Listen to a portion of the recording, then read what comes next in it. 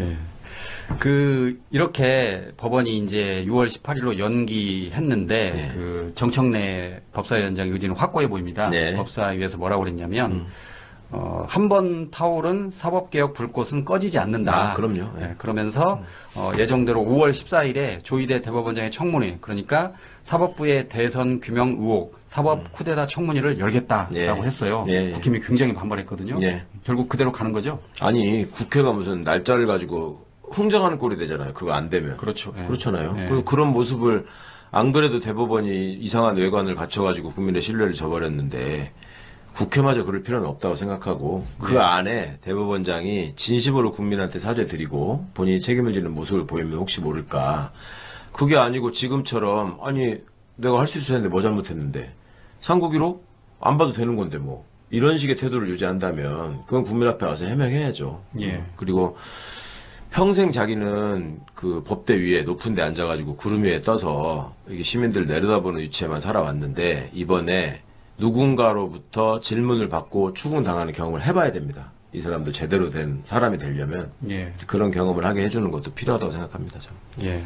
자, 어쨌든 예상외로 파기 환송되면서 이제 국민들이 사법 쿠데타다, 네. 법원의 선거 개입이다라고 강하게 반발을 했고, 지난번에 서영교 의원은 법사위에서 충격적인 제보까지 폭로했습니다. 뭐 잘 아실 텐데, 대법원이 선거 전에 이재명 사건을 먼저 처리하기로 했다라고 이렇게 폭로를 하면서 아까 말씀하신 것처럼 이번 기회에 대법관 숫자를 늘려야 된다. 네. 현재 14명인데 네.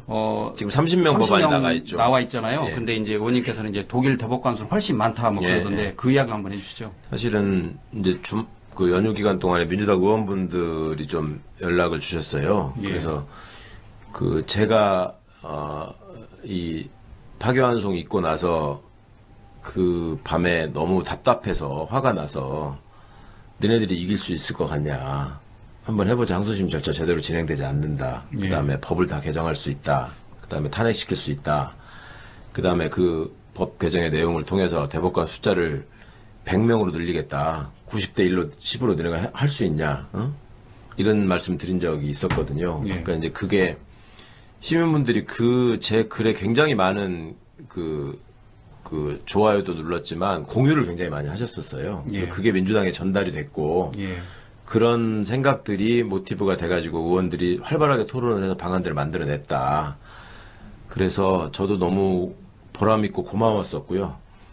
그런 내용들이 사실 뭐 저만 아는 내용은 아니잖아요. 그냥 그렇게 해서 화제가 됐다는 거지. 그리고 의원들도 다 정말 애썼고 정말 그 세부적인 단계에서 제가 그때 화가 나서 급하게 쓴 글 이상으로 세부적인 단계로 너무너무 다 이렇게 잘 준비를 하고 있는 모습을 봐서 저는 안심이 됐기 때문에 어제도 제가 녹화를 하면서 매불쇼 녹화를 하면서 걱정하지 마십시오. 이거 다 대비책이 있고 우리는 이길 수 있습니다라는 걸 유시민 작가님하고 함께 말씀을 드렸었는데 이게 이제 예언 방송이었는데 타이밍이 안 맞아가지고 그냥 따라가는 뒷북 방송이 돼버려가지고 좀 유감이긴 합니다만은 그래서 나름대로는 이런 거에 대한 자신감이 있었고 이 사람들이 절대로 싸움의 기술을 터득한 사람들이 아니기 때문에 예. 시민들과의 싸움에서는 이기지 못한다라는 확신이 그래도 결론으로 이어진 것 같아 참 좋습니다. 그리고 대법원 구성 문제는 단순히 이게 지금 대법관들이 그간에 보인 모습들 때문에 이게 응징한다 이런 차원이 아니고요. 예. 사실은 그 전부터 논의가 되어왔던 부분이에요. 국민주권이라고 하는 것은 국민들의 뜻이 주권자의 뜻이 최대한 국정에 반영되게 해야 되는 거잖아요. 당연히. 그런데 지금까지 우리가 생각을 해보시면 국회는 뭐 날이면 날마다 욕 안 먹는 날이 없을 정도잖아요. 대통령도 마찬가지예요. 어떤 대통령에 따라서 소위 세층 보수 언론, 족보 언론들의 논조가 달라지긴 합니다만은 민주정부가 수립됐을 때 얼마나 언론이 난리를 칩니까? 예. 그런데 유일하게 사법은 성경인 것처럼 남아 있었어요. 그리고 국민들이 선출하는 것도 아니에요. 그 판결이 나온 거에 대해서 비판을 하면은 판결을 가지고 얘기하면은 민주주의와 법치주의의 근간이 흔들리는 거다라고 눈을 막 부라려요. 그러니까 시민들의 의사가 제대로 반영되는 통로도 없고 자기들끼리 구름 위에서 내려다보면서 내가 너네 개돼지들을 다스리는 사람이야. 이런 생각에 사로잡혀 있다가 이런 덜컥수를 둔 거예요, 지금 이번에. 그러니까 이런 짓을 다시는 못하게 하도록 우리가 내란 사태를 겪으면서 다시는 이런 짓을 못하게 하려면 어떻게 해야 될 것인가를 고민하잖아요. 그것이 단지 대통령의 권한 부분, 계엄의 절차와 관련된 부분, 공무원들의 헌법수호 의제에 관한 교육 부분, 우리 일반적인 기초 학교에서의 민주시민 교육 이런 것들을 지금 생각하는데 사법부인들 왜 대책을 세우지 않아야 됩니까? 만들어야죠. 국민주권이 적용되는 방식. 그다음에 늘 그동안에 대법원이 국회에 와서 늘 로비를 하고 수건 사업으로 얘기를 했던 게 대법원의 사건 숫자가 너무 많다. 대법관들의 업무가 너무 과중하다. 이거였거든요. 예. 근데 양승태 씨가 그 사법농단 사건이 불거지게 된 것도 그걸 가지고 무리하다가 생긴 일이거든요. 선고법원. 네, 대법원 밑에다가 선고법원을 둬가지고 자기들은 폼나는 사건만 하고 선고법원에다가 출세에 목말라 있는 판사들을 대거 배치해가지고 그 사람들이 마치 대법관인 것처럼 최종심을 하게 하는 그런 거를 구상했다가 실패한 거거든요. 그러니까 사실은 그게 대법관 숫자를 자꾸 소수로 하려고 고집하려고 해서 그러는 거지. 대법관 숫자를 늘리면 그만이고 그 다음에 대법관 숫자를 늘려가지고 국민들한테 이득이 되도록 전문 대법원을 만드는 거예요. 네. 대법원이 모든 거를 다 소수의 사람들이 다 결정하는 게 아니라 지금 이제 복잡한 사건들이 각종 드러난단 말이에요. 그러면 조세 부분, 특허 부분, 그 다음에 행정 부분, 이게 이미 특별법원으로 다 있잖아. 가정 부분.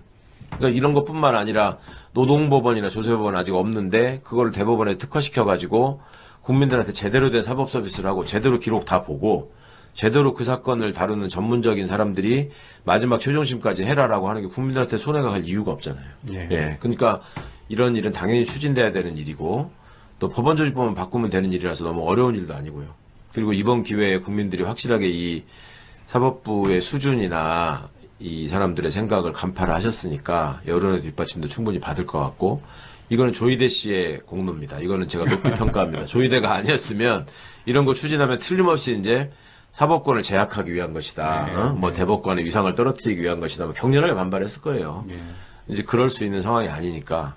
그러니까 이제 이 사람들은 계속 자기들은 특권을 가지고 군림하는 사람으로 살고 싶었는데 이제 그 시대가 끝났고 그 시대의 마지막 대법원장으로 조희대가 남는 그리고 수사권과 기소권을 가진 검찰의 마지막 총장으로 심우정이 남는 여러 가지로 이제 마지막 사람들을 우리가 지금 보고 있습니다. 그래서 역사의 큰 고비를 넘어가고 있는 과정에서 우리 민주시민분들이 지금 주역이 되고 있고 이것이 단순히 우리 역사에 기록될 일일 뿐만 아니라 세계사적으로도 굉장히 엄청난 일들을 우리가 지금 이루어가고 있다. 이런 자부심을 좀 가지셨으면 좋겠습니다. 네.